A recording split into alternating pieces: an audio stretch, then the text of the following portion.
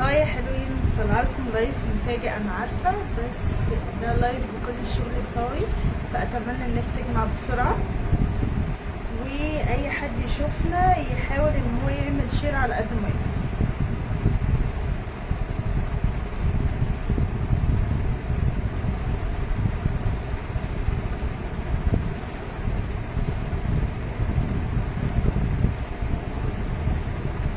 مين معانا؟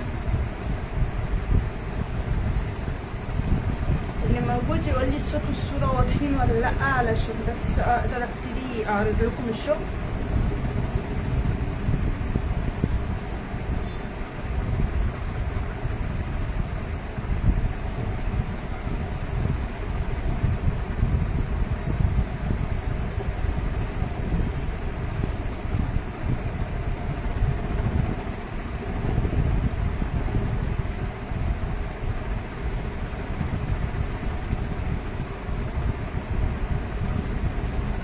يا كوكي، الصوت والصوره كويسين ولا لا؟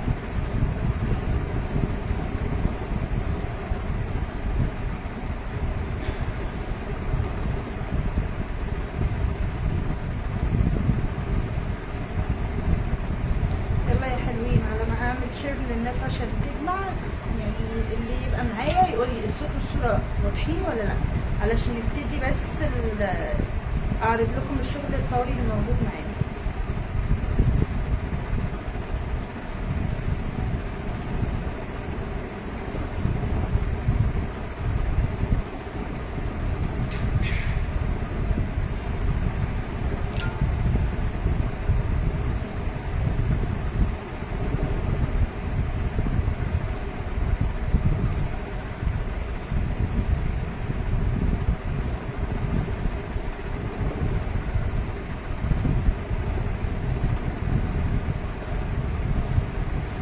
ممكن حد يقول لي الصوت والصوره مظبوطين ولا لا، عشان اقدر اعرف اذا كنت هعرف ابتدي ولا لا.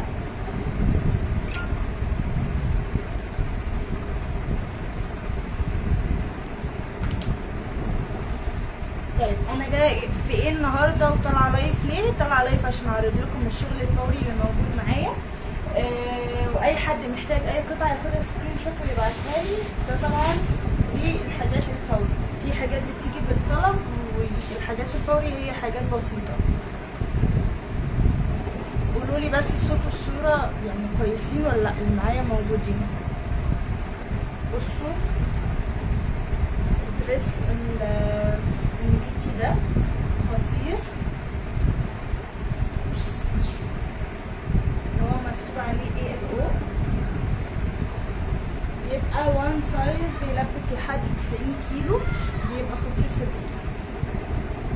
ميرسي يا روحي. الصوت طيب واضح ولا لا يا ماما؟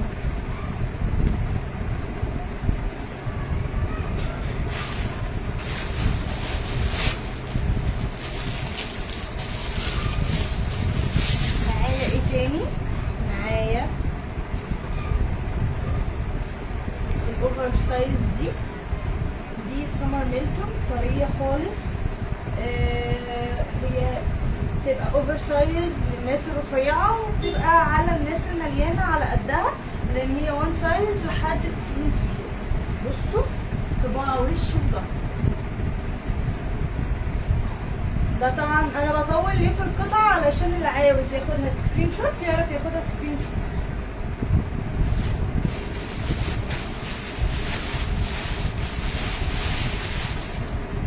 معايا بقى ايه قطعه من ترند الموسم. القطعه دي مميزه جدا، لونها فوشيا، مناسبه للمصايف، مناسبه كمان للافراح، مناسبه للخروجات. ووريتكم ممكن نلبسها كده، وممكن نلبسها يعني اوف شولدر كده، وممكن نلبسها كده. فهي خطيره بكروازيه كده من على ناحيه الجنب، طويله للارض. طول الدريس هو حوالي 145 سنتي. طبعا لو انت عايزه تقصيه بتقصيه، ده مقاس واحد، بيلبس لحد 75 او يعني 65 70 كيلو سوري.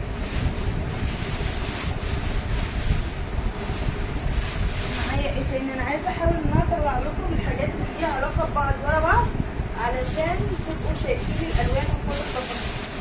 معانا بقى البيزكس الفريشه دي.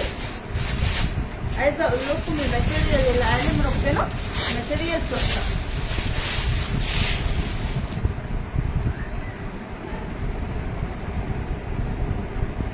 موجود منه كذا لون. بصوا ده اللون البيج، موجود معانا اللون الربان بتاعه.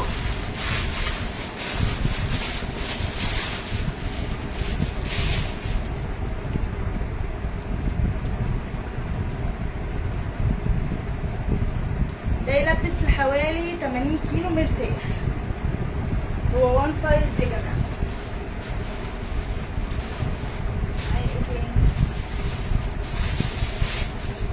ده موجود منه الاسود اللي هيظهر معانا دلوقتي، وموجود منه قطعه تاني بيج وقطعه تاني هافون.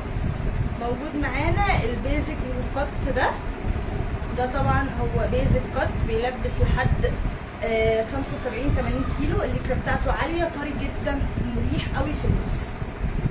ومعانا عشان اكون خلصت لكم الشنطة دي، بما ان الحاجات كده مش جاية كلها ورا بعضها، فانا اوريكم الحاجة اللي هتطلع معايا في ايدي مرة واحدة.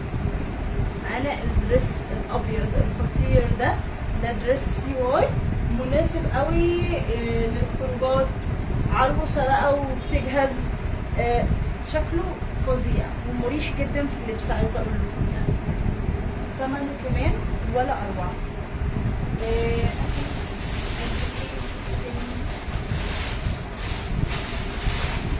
ادي البلوزه الثانيه اللون البيج، مينفعش تظهر معانا تاني. وادي القطعه الثانيه الهافان، وادي القطعه السوداء. لا دي حاجه ثانيه. ده البنطلون. بصوا معانا بنطلون سي واي وان سايز، بيلبس لحد 75 كيلو او 70 كيلو. يعني لو انت قصيره هيبقى 70 كيلو، لو انت طويله 75 كيلو. القماشه بتاعته مريحه جدا وطري وخطير، بيبقى في اللبس. ده كتان سي واي برضه لسه موجود معانا قطعه اسود سي واي، وموجود معانا قطعه اسود كتان. ده الكتان لان فارق تفصيلة الكتان عن السي واي حاجة واحدة، هي دي. معايا بقى البلوزة التحفة دي، ومناسبة جدا للمحجبات وغير المحجبات طبعا هي شكلها ما بيبانش غير في اللبس اكتر. هي الرقبة بتاعتها كده طرية خالص وما فيهاش خياطة، والشكل بتاعها بيبقى مكشكش كده. شايفين الكشكشه ولا لا؟ ظهرتكم ولا لا؟ اللي هي بتبقى مكشكشه كده، فبتبقى مديه شيب حلو قوي للجسم. يا ميرا الصوت واضح ولا لا؟ عشان محدش راضي يقول لي. يا نسمه نورك يا روح قلبي، الصوت واضح ولا لا؟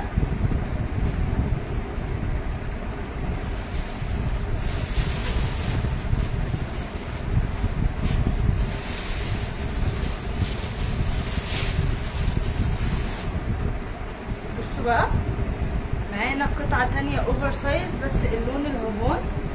عايزة اقول لكم بجد الخامة مريحة وطرية وتحفة، بتبقى في اللبس وما كمان مريح قوي. ولو انت قصيرة سنة هتقدري تلبسيها على ليجن، غير كده لا ممكن تلبسيها على بنطلون جينز عادي.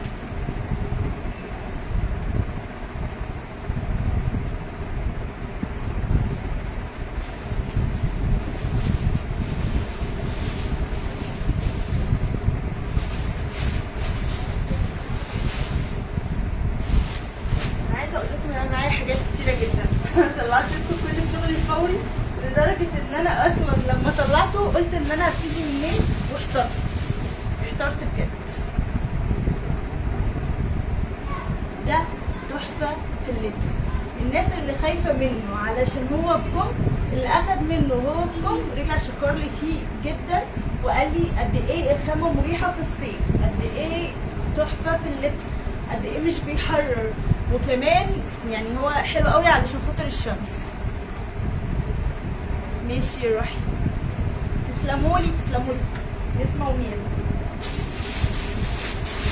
بص بقى ده ايه؟ اه البلوزه. انا بكتشف معاكم دلوقتي. بص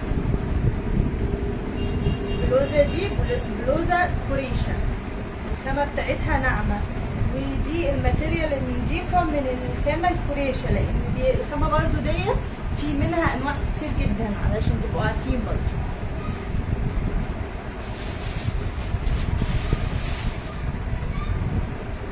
طيب انا عايزه اللايف يتفاعل. اللي هيعمل منشن كتير هياخد خصم على القطعه 50%.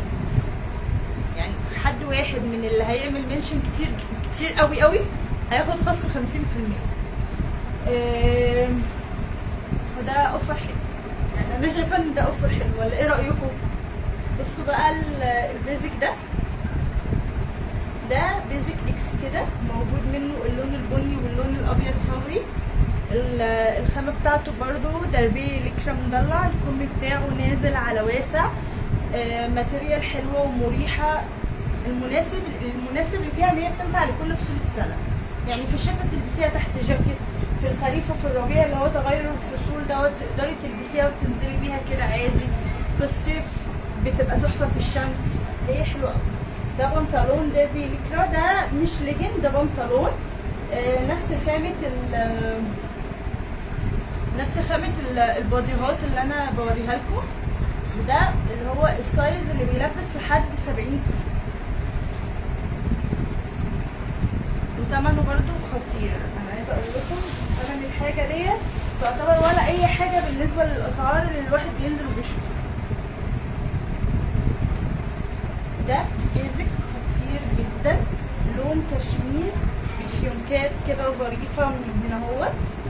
شكله بيبقى حلو قوي في اللبس، وان سايز بيلبس لحد 100 كيلو، وايديه برضو طويله.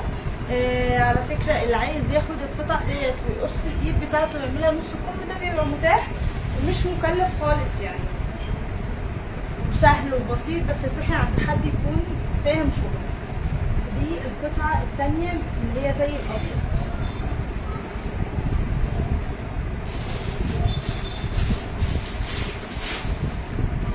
بصوا بقى، دي لحد دلوقتي مستحيل تلاقوا منها موجودة غير بنص كم. فالكم دي مميزة بأمانة، مميزة جدا، مريحة، مش قادرة اقول لكم. دي قطعة كده بيبي بلو خطيرة، وقد ايه طرية في النص.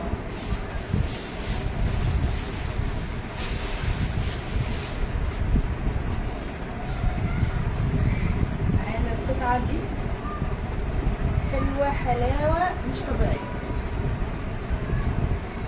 يا نسومة تسلميلي. دي قطعة تاني من البيبي بلو. عايزة اقول لكم ان ده موجود منه مقاسين بالمناسبة، هو مقاس 1 ومقاس 2.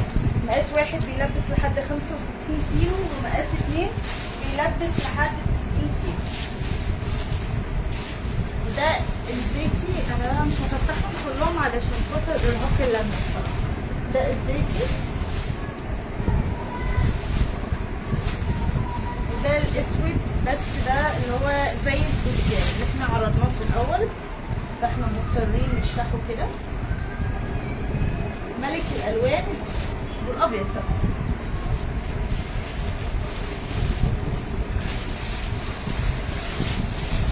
القطعه دي مقاس 1 يا بنات. بصوا مفكوكه قوي في نفسها. اللون الاخضر الزرعي ده تحفه، واللون اللافندر احلى واحلى.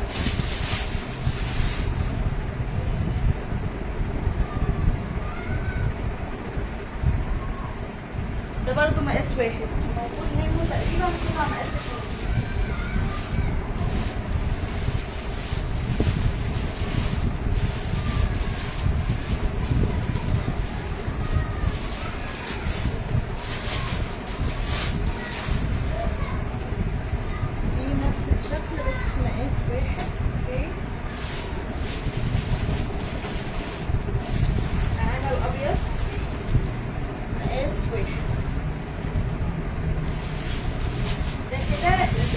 معانا منه كمية محترمة،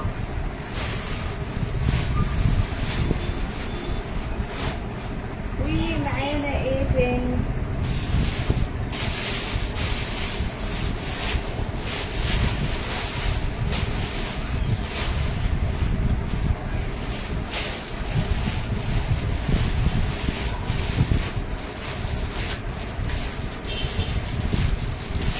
معايا كوتش الرابر ده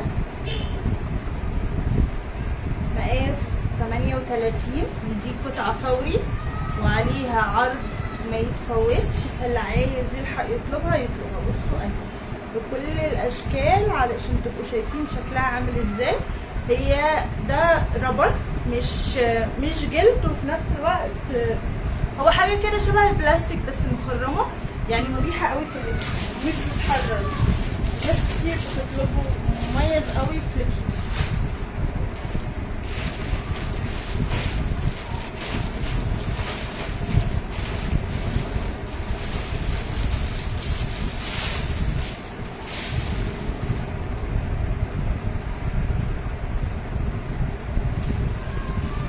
بنطلون ديربي شارلستون، السايز بتاعه بس كبير شويه، السايز بتاعه يلبس ل 85 كيلو، فهو عايز واحده يعني تبقى مثلا في جسمي، فاللي عايز يلحق يطلبه يلحق يطلبه. بجد خطير في اللبس ومريح قوي.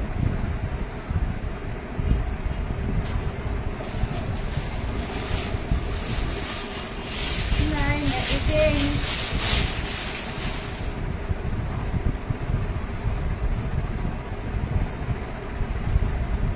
البنطلون ده هو ده السي واي، الرجل بتاعته اوسع بكتير، بس السايز بتاعه مش بيلبس لاكتر من 75 كيلو،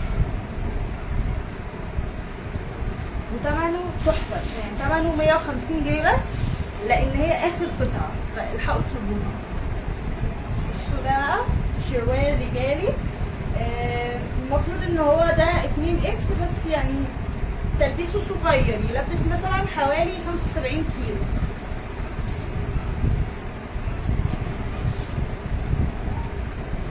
وده شورت رجالي مقاس 3 اكس، يلبس لحد 85 كيلو. سادة سمر ميلتون، شكله بيبقى حلو قوي في اللبس وعملي جدا.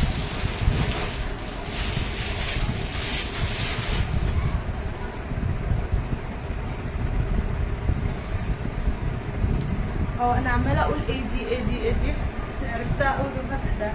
سلوبيت كتان اسود، حلوه قوي، مريحه جدا في اللبس، وان سايز بتلبس لحد 75 كيلو. هي الرجل بتاعتها برضو وايد ليج.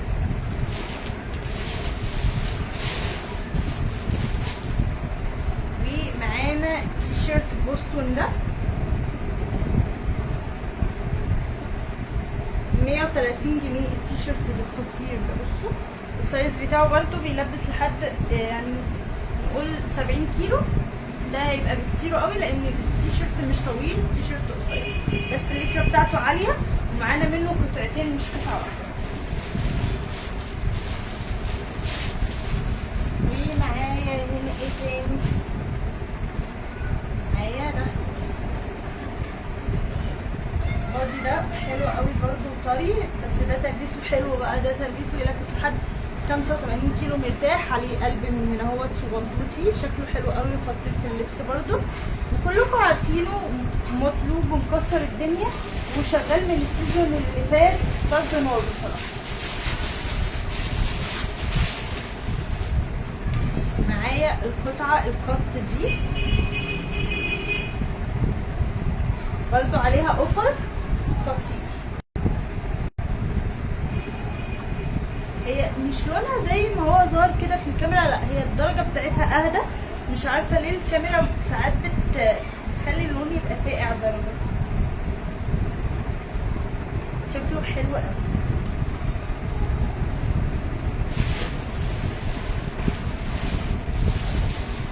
معايا بقى تي شيرت بيبي بلو كده، اللي هو البيزك النص كم ده، سادة طبعا. لو انتوا عايزين عليه اي شكل من الاشكال المتوفرة اللي هي القلب او حاجة او ALO او الكلام ده، هقدر اوفرها لكم عادي جدا. بصوا هو بيبي بلو فاتح، شكله حلو قوي في اللبس ده.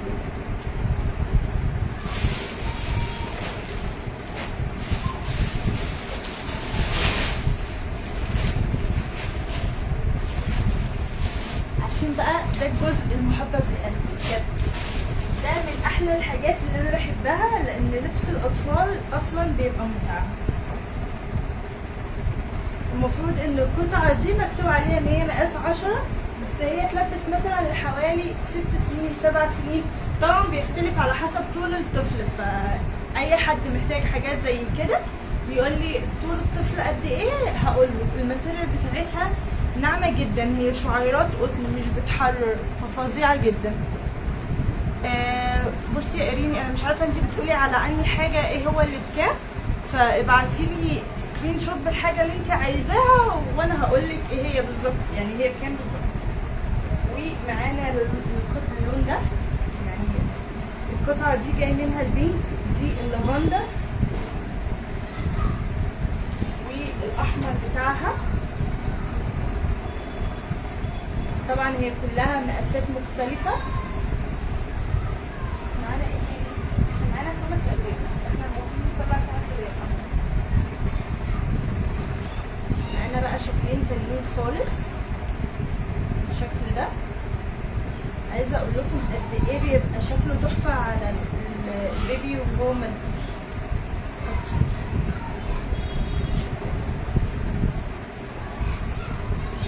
كلهم احلى من بعض. موجودين من مقاس كام لمقاس كام؟ من 2 المفروض لحد 10 سنين، يعني 2 4 6 8 10. ده كده بالنسبه لحاجات الاطفال.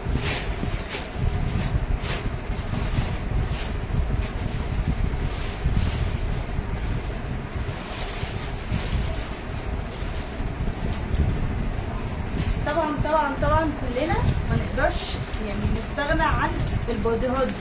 فالبوديهات دي موجوده معانا باشكال والوان مختلفه. هي بتبقى كده شكلها بالظبط زي كده بس باختلاف اللون.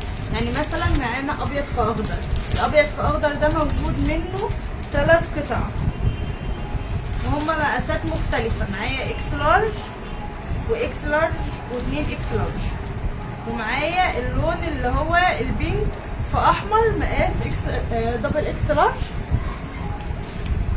وموجود منه قطعة تانية مقاس اكس لارج. يعني ده موجود منه قطعتين، واحدة اكس لارج وواحدة دبل اكس لارج. وموجود هنا اللون الاحمر في اخضر مقاس اكس لارج. طبعا انتوا شايفين الصورة بتبقى ازاي. التوب هيبقى الاحمر اكتر من فوق، واللون اللي هو اللون التاني سواء بقى اخضر احمر بينك الدرجه التانيه بتبقى اقل شويه. ومعانا اللون البينك فيه بني، وده داليدا سيلفي الاصلي ب90 جنيه. تمنه بجد اقل من بره بكتير جدا، لو رحت تجيبيه من اي مكان هتلاقيه سعره اعلى من كده بكتير. ومعايا التوب الكريمه ده، قطعه اسود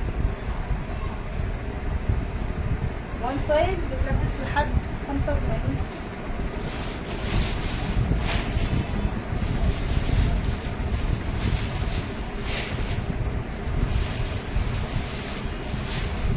كده انا خلصت جزء لبس. ندخل بقى على اللبس البيتي. فايه رايكم نشتغل في الامهات الاول ولا تحبوا تشوفوا المقاسات الكشاف الصغيره الدلع؟ انا هستنى رايكم، اكتبوا لي بسرعه.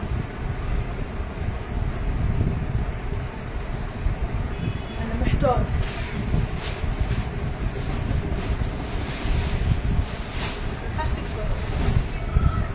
علشان ايه؟ علشان الكشات القصيره الدلع اكتر بكتير، فانا هخليها للاخر. بصوا بقى، جلاليب امهاتي تلبس لحد 120 كيلو مرتاح. 120 كيلو انا بقولها وانا واثقه فيها، لان انا شفت ناس تخينه جدا وقصيره ولابساها. ف 120 كيلو يعني 120 كيلو مرتاح. الخامة بتاعتها طرية جدا، قطن فايبر ليكرا، مش بتحرر خالص. الناس لما بتسمع كلمة قطن فايبر ليكرا بتبقى متخوفة منه، بس بجد الخامة ناعمة وطرية والألوان كلها أحلى من بعض. يعني انتوا شفتوا مثلا الدرجة الأخضر، معانا منه قطعة تاني لون سيموني عشان تبان أكتر في الكاميرا اهي، نفس الجلابية بالظبط بنفس التفصيلة بالبرنت بكل حاجة. ومعانا منها اللون البينك واللون الأصفر الكناري واللون اللبني الفاتح العسول معانا ده. انا مش عارفه ليه بامانه هي ليه ظاهره في الكاميرا ان هي ازرق، هو لبني فاتح. في ايه تاني؟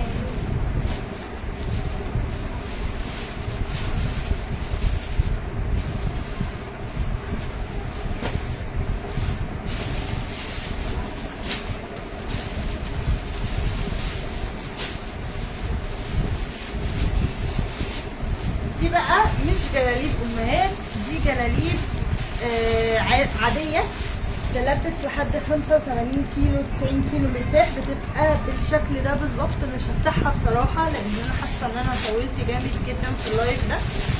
معانا منه اللون اللبني واللون الاصفر،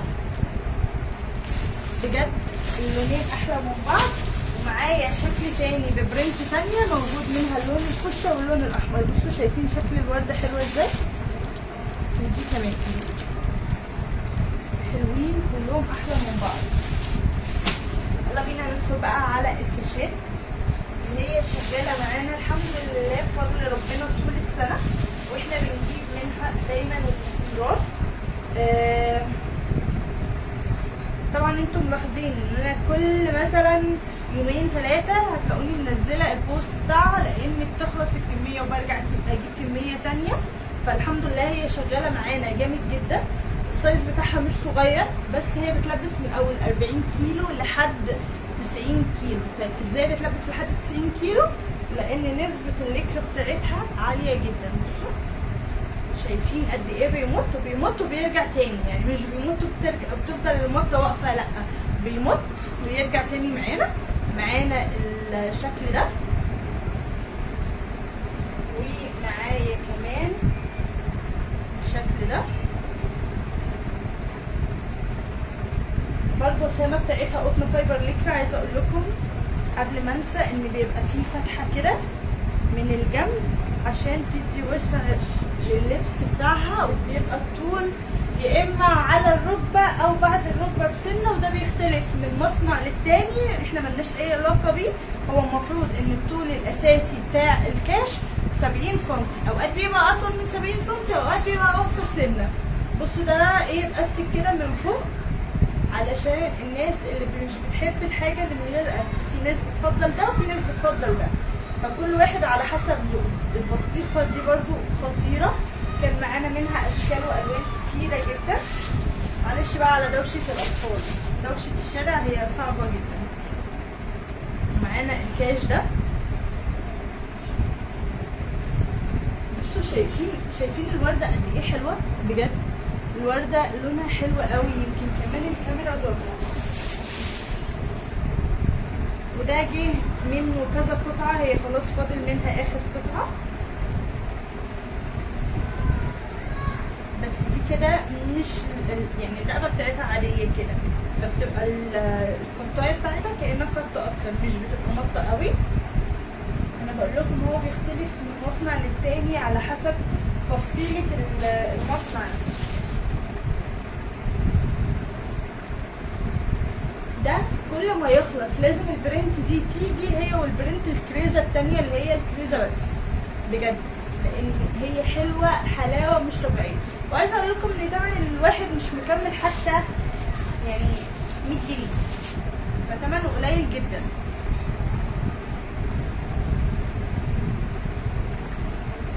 بصوا ده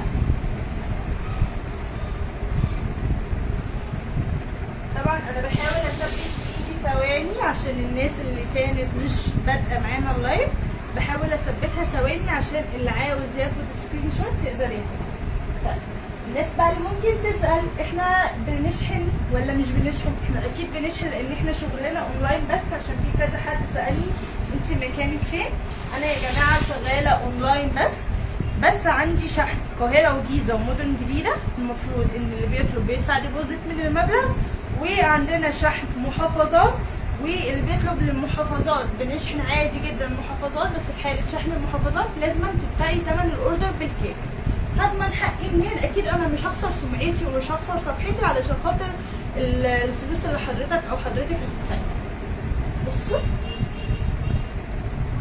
ده تحفه.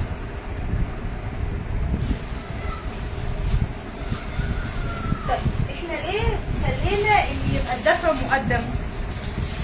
خلينا ان الدفع مقدم لان احنا اتعاملنا في حاله ان احنا نشحن مع شركات شحن والدفع يجيلنا مؤخر، وكانت الناس مش ملتزمه خالص بالاستلام، وناس بتاخد الحاجه وتبوظها، وفي الاخر بعد ده كله بترجع الحاجه ليا انا بايظه. فعلى ايه؟ كل واحد يبقى متحمل نتيجه اختياره. حضرتك بقى مش ضامن المقاس، احنا بنقول المقاس. يعني مثلا واحده قالت لي هاتي التيشيرت مقاس لارج، انا 50 كيلو، جالها التيشيرت اكس لارج، ده فرضا، وهي 50 كيلو طلع عليها التيشيرت ده مش غلطتي. ليه بقى؟ لان حضرتك قصيره، فالطول والعرض يا جماعه بيلعب لعبه معانا في الشغل كبيره جدا. حضرتك مش متاكده من مقاسك، المفروض تتاكدي او تقولي المقاس بالسنتي هيبقى ايه، واحنا نوفر لك الحاجه المظبوطه.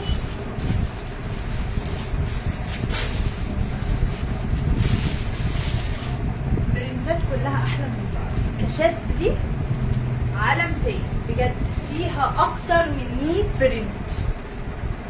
بصوا شايفين الورده دي قد ايه حلوه، خطيره بجد. الوانها عن قريب كمان احلى واحلى.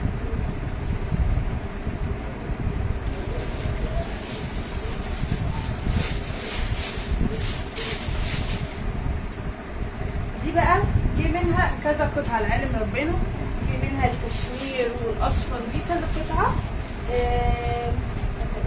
بس الشنطه دي فعلا اخر قطعه اهي موجوده معانا، اللون البيج.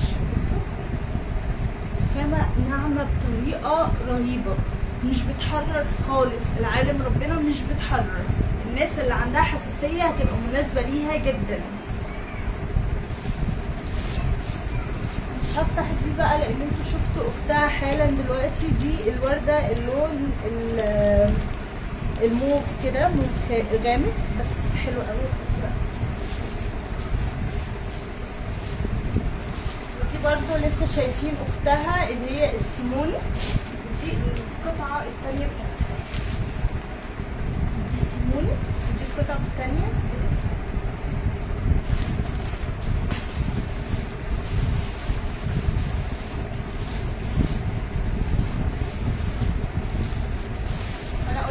وانا بعرض لكم الكريزه بالفراوله ان دي الكريزه بس، وهي نفس التفصيله بالظبط، ما بتتغيرش منها اي حاجه. فدي الشكل التاني. موجود معانا 2 شكل ميكي ماوس. عايزه اقول لكم ان هو مش بتتغير خالص في التفصيله هنا كات، ونفس التفصيله بالظبط بتاعت باقي الكاشات. فانا بصراحه مش قادره ان انا افتح باقي الاشكال. والقطعتين دول الليموني واللبن تحفه. اي حد محتاج اي حاجه من اللي اتعرضت في اللايف ياخدها سكرين شوت ويبعتها لي. وقولوا لي رايكم ايه في الشغل. واي حد محتاج اي حاجه من الحاجات اللي تيجي باي اوردر عادي جدا بنقدر نوفرها. بنجمع الاوردر، اوقات بننزل مره واحده في الاسبوع، اوقات بننزل مرتين، وده بيبقى على حسب يعني عدد الاوردر اللي اتجمع، علشان احنا بنبقى ملتزمين بعدد كميات معينه نروح نستلمها من المكان اللي احنا بنجيب منه الشغل. شكرا، واتمنى ان انا اكون ضيفه خفيفه عليكم.